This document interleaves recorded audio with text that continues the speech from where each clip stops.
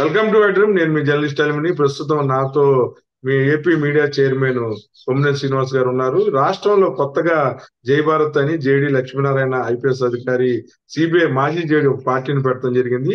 ఈ అంశం మీద ప్రజలు ఒక రకంగా విశేషమైన స్పందన వస్తుందని అందరు భావించారు.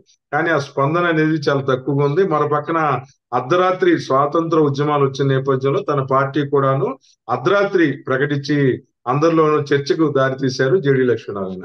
సార్ నమస్తే. నమస్కారం.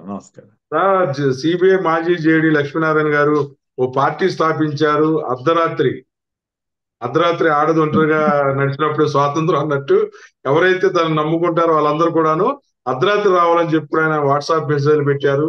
అర్ధరాత్రే పార్టీని ప్రకటించారు. ఓకే. అంటే యాక్చువల్ గా ఈ పార్టీని అంతకుముందు ఎక్కడో సామర్లకోటలోనో ఎవరో పేరు ద్వారా ఏదో సంథింగ్ లైక్ దట్ ఉంది. ఆయన స్థాపించిన దాన్ని టేకప్ చేసినట్లున్నాడు. నేను చదివింది కరెక్ట్ అయితే. బట్ జై భారత్ అనేటువంటి ఒక పార్టీని పెట్టడం ఆయనకు ఆ హక్కు, తప్పేం కాదు. కానీ వాస్తవ పరిస్థితులకు అనుగుణంగా ఉందా లేదా, ఆయన ఎజెండా ఏమిటి, ఆయన ఏ రకంగా ముందుకెళ్ళగలుగుతాడు అనేది చూడాలి. ఇక్కడ కీలకమైన పాయింట్ ఒకటి ఉంది.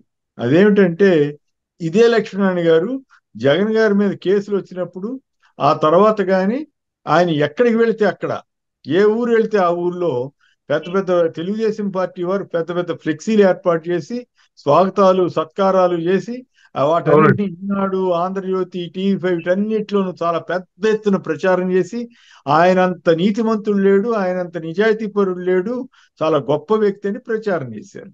అయితే నేను ఆ రోజు ఒకే మాట చెప్పాను, ఈ రోజు ఒకే మాట చెప్పాను. ఆయన నీతి నిజాయితీలతో నాకు నిమిత్తం లేదు. అది దాని గురించి నేను ఆ జోలికి పోట్లా.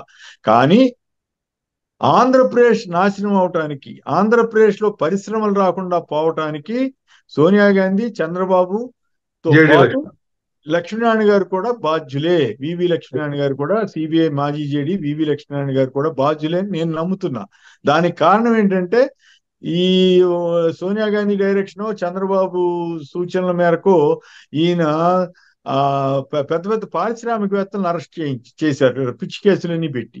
దాంతో ఏమైంది, మనకి అక్కడ రేపల్లె, చీరాల, బాపట్ల ప్రాంతంలో 13,000 ఎకరాలు సేకరించింది కూడా గత 10 ఏళ్లుగా వృధాగా పడి ఉంది. అదే గనక ఆయన అట్లాంటి ఆ నిమ్మగడ్డ ప్రసాద్ని అరెస్ట్ చేయకుండా, అక్కడ పరిశ్రమలకు ఆటంకం కలిగించకుండా ఉన్నట్లయితే ఈ రోజున అక్కడ మరో శ్రీ సిటీ డెవలప్ అయ్యింది. శ్రీ సిటీ ఎంత గొప్పగా ఉందో రాజశేఖర రెడ్డి గారి టైంలో స్టార్ట్ చేసింది, అందరూ చూసి రావాలని నేను చెప్తుంటాను. అలా మరో శ్రీ సిటీ డెవలప్ అయితే ఇక్కడ బోల్డ్ పరిశ్రమలు వచ్చేవి. అవేమీ రాకుండా పోయాయన్నది నా స్పష్టమైన అభిప్రాయం. ఆ రోజు అదే అభిప్రాయపడ్డాను, ఇప్పుడు కూడా అదే అభిప్రాయపడ్డా. ఏమిటంటే పరిశ్రమలు పెట్టే వాళ్ళని అరెస్ట్ చేయడం కాదు, ఎగ్గొట్టి బ్యాంకు లోన్లు ఎగ్గొట్టే వాళ్ళని అరెస్ట్ చేయండి, వాళ్ళ ద్వారా పరిశ్రమలు పెట్టకపోతే అరెస్ట్ చేయండి అనేది నా అభిప్రాయం. సరే, అదొక ఆస్పెక్ట్, అది వదిలేసేయండి. ఇప్పుడు అప్పట్లో అంత గొప్పగా ప్రచారం చేసిన ఈ లక్ష్మీనారాయణ గారికి అంత గొప్పగా ప్రచారం చేసిన ఈనాడు, ఆంధ్రజ్యోతి, టీవీ5 వీళ్ళు ఇవాళ ఒక్క వార్త ఇస్తున్నాయండి, ఇంత బుక్ ఇచ్చారండి. మీరు నమ్మండి, నేనైతే ఆశ్చర్యపోయాను. ఇంత బుక్ ఇచ్చి చాలన్నట్టుగా సరిపెట్టారు. అక్కడితో ఆగట్లా. టీడీపీ వాళ్ళు కొంతమంది మిత్రులు నాకు వాకింగ్ లో కలిసినప్పుడు వాళ్ళ ఫీలింగ్ చెప్పారు. జగన్ గారే పెట్టించాడంట లక్ష్మీనారాయణ గారిని. ఎంతకంటే ఘోరం ఏమైనా ఉంటుందా? అంటే వాళ్ళు ఏ స్థాయికి దిగజారుతున్నారంటే ఆ పార్టీ అభిమానులనండి కొంతమంది ఏ చిన్న పరిణామం జరిగినా అది దానివల్ల తమకు నష్టం జరుగుతుంటే అనుకుంటే వెంటనే జగన్ గారి మీద, వైసీపీ వారి మీద పడి ఆరోపణ చేయటం, ఇంకోటి చేయటం చేస్తున్నారు. సో ఇక్కడ పాయింట్ ఏంటంటే లక్ష్మీనారాయణ గారికి వాస్తవ పరిస్థితులు అర్థం చేసుకోవాలి. వాస్తవంగా ఏం జరుగుతోంది, ఏది నిజంగా. మొన్న అక్కడ పలాస వెళ్ళి ఆయన మంచిగా మాట్లాడాడు. ఇది గొప్ప విషయం, ఈ కిడ్నీ సెంటర్, ఈ వాటర్ స్కీమ్ తీసుకురావటం తప్పేం కాదు. ఆయన అదే విధంగా ఆయా ప్రాంతాల్లో తిరుగుతూ ఏమేమి చేస్తే ఎట్లా బాగుంది, ఇంకేమేమి చేయాలో చెబుతూ ప్రభుత్వానికి సలహాలు ఇచ్చే ప్రక్రియ వరకే పరిమితమై ఉంటే బాగుండేదేమో అనిపిస్తుంది. ఎందుకంటే ప్రస్తుతం ఉన్న పోటీ వాతావరణంలో, రాజకీయ వాతావరణంలో లక్ష్మీనారాయణ గారు సఫలం అవుతారా అన్నది సందేహం. దానికి ఉదాహరణ ఆయన ఇంతకాలం నమ్మినటువంటి ఈనాడు, ఆంధ్రజ్యోతి ఒక్కసారే ప్లేట్ ఫిరాయించి జగన్ ఆయన మీద వ్యతిరేక ప్రచారం చేయటం, ఆయన మీద ఆయనకి అసలు ప్రాధాన్యత ఇవ్వకుండా ఏదో వార్త పక్కన రాయడం. పారేయటం. అదే ఇప్పుడు ఉదాహరణకి చివరికి తెలుగుదేశంలో చిన్న చిన్న నాయకులు, అసలు ఎవడు గుర్తుపట్టని నాయకులు స్టేట్మెంట్లు కూడా మీరు ఈ మధ్యకాలంలో చూడండి, ఈనాడులో ఫస్ట్ పేజ్ లో పరుస్తున్నారు. మరి లక్ష్మీనారాయణ గారికి ఎందుకు ఇవ్వట్లేదండి? లక్ష్మీనారాయణ గారు అక్కడ పలాస వెళ్ళి ఇది మంచి పని జరిగింది, కిడ్నీ బాధితులకి ఎప్పుడూ లేనంత గొప్ప కృషి జరిగిందని నేను చెప్తే కనీసం ఒక్క లైన్ రాయలేదే. సో ఎవరు నిజాయితీగా ఉన్నారు, ఎవరు లేరన్న సంగతి ఇప్పుడు లక్ష్మీనారాయణ గారికి అర్థం అవ్వాలి. ఎవరు తనను వాడుకుని వదిలేశారన్న సంగతి కూడా ఆయనకి అర్థం అవ్వాలి. అయితే ఆయన వల్ల ఓట్లు చేరుతాయనో ఓట్లు కలుస్తాయనో నేనైతే ప్రత్యేకించి అనుకోవటం లేదు. కేవలం ఆయన ఆత్మసంతృప్తి కోసం పార్టీ పెట్టుకోవడం తప్పు కాదు, పార్టీ నడుపుకోవడం అంతకంటే తప్పు కాదు. కానీ ఆ పార్టీ విజయవంతం అవుద్దా అనేది ఆయనకి కూడా తెలిసే, ఆయనకి కూడా అర్థమయ్యే ఉంటుంది. కాకపోతే ఎంతకాలం ఆయన ఆయన ఎవరినైతే నమ్మాడో, ఈనాడు, ఆంధ్రజ్యోతి వాళ్ళు విపరీతమైన ప్రచారం చేసి ఆయన ఒక మహాపురుషుల్లాగా, ఒక మహా గొప్ప నిజాయితీ పరుడులాగా ఫోకస్ చేసి చివరికి ఇప్పుడు ఆయన్ని నట్టేట ముంచారన్న సంగతి ఆయనకి అర్థం కావాలి. అప్పుడేమో అంత పెద్ద ఎత్తున ప్రచారం చేశారు, ఇప్పుడు ఇంత చిన్న ముక్క ఇస్తారా? ఆయన ఇంత పెద్ద పార్టీ పెట్టుకున్నారని ఆయన చెప్తే కనీసం చిన్న ముక్క కూడా ఇవ్వలేదంటే ఆయన భవిష్యత్తులో ఇంకెంత పోరాడాల్సి ఉంటుంది, వీళ్ళందరి నుంచి ఎన్ని విమర్శలు ఎదుర్కోవాల్సి వస్తుంది, ఎన్ని దోషణలకు తట్టుకోవాల్సి వస్తుందో ఆయన ఆలోచించుకోవాలన్నది నా అభిప్రాయం. సార్, జగనన్న సురక్ష, ఆరోగ్య సురక్ష వాలంటీర్లు కూడా ఆయన అభినందించారు. అవును, అది తప్పేం కాదు. ఇప్పుడు ప్రభుత్వంలో ఉన్న లోటుపాట్లు చెప్పడం తప్పు కాదు, అలాగే ప్రభుత్వంలో ఉన్న మంచిని చెప్పడం తప్పు కాదు.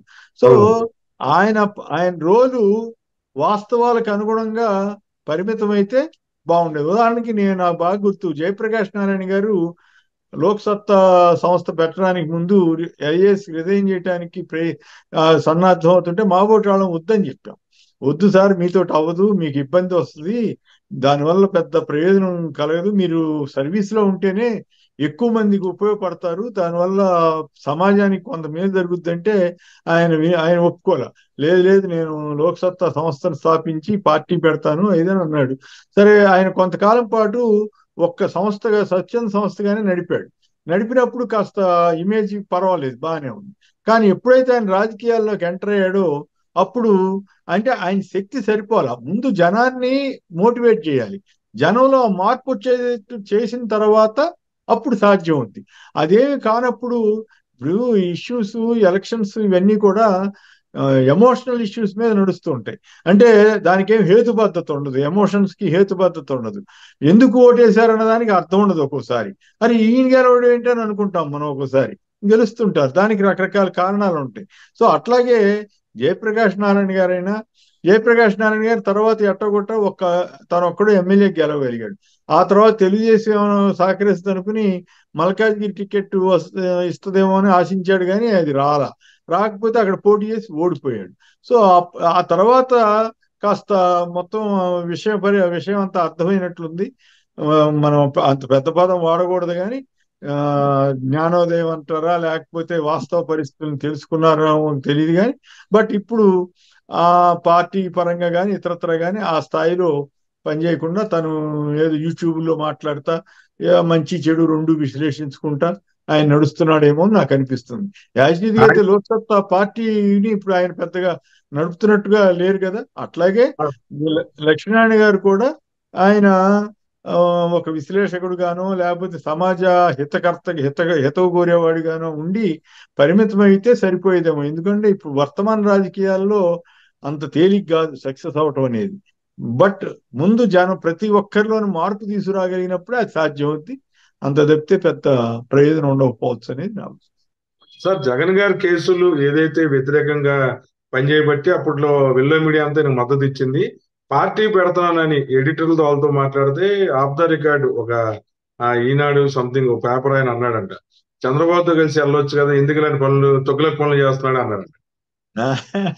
అంటే వాళ్ళు ఎంత ఇదిగా ఉన్నారు చూడండి. అంత ముందేమో అసలు అంత గొప్పవాడు లేడు అన్నారు, ఇప్పుడు తొగ్గులకు అయిపోయాడా? చెప్పాను కదా, నాతో చంద్రబాబుతో కలిసి పనిచేయొచ్చు కానీ కాదు, నాతో కూడా చివరికి డబ్బులు తీసుకుని పెడుతున్నాడు అని కూడా తెలుగుదేశం వాళ్ళు ఆరోపించేస్తున్నారు. ప్రచారం చేస్తున్నారు. అవునండి. అంటే వాళ్ళు ఎంత కక్షతోటి ఉన్నారో అర్థమవుతుంది అనమాట. Thank you sir, thank you.